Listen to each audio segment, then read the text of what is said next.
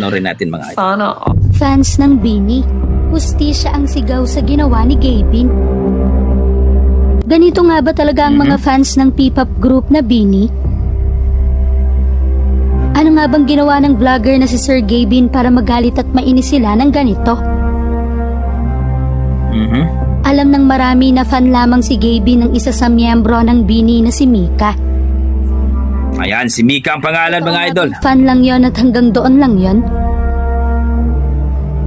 O sadyang papunta na sa maling fantasy ang pagiging fan nito? Bakit nga ba siya Grabe na-call naman out yan. ng mga fans ng Bini?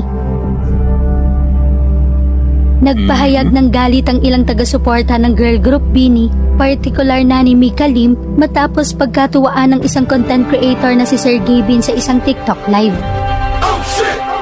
Sa live kasi ng vlogger na si Sir Gavin, mapapanood